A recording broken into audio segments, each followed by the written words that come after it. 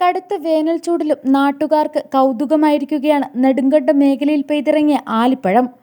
മാത്രമല്ല, ബക്കറ്റുകൾ സൂക്ഷിച്ചും കയ്യിലെടുത്ത് വീഡിയോ പകർത്തിയുമൊക്കെയാണ് ആലിപ്പഴമഴ പ്രദേശവാസികൾ ഉത്സവമാക്കിയിരിക്കുന്നത്.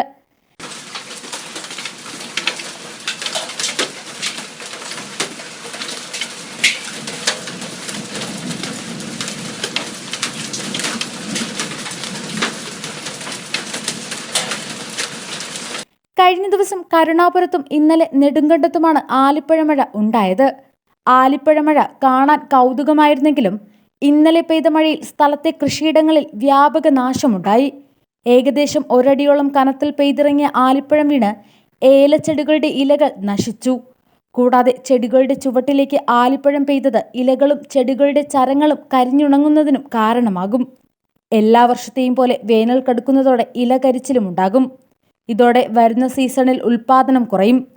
കനത്ത വേനൽ ചൂടിനെ പ്രതിരോധിക്കാൻ ഏലത്തോട്ടങ്ങൾ സ്ഥാപിച്ചിരുന്ന നെറ്റുകളും തകർന്നിട്ടുണ്ട്.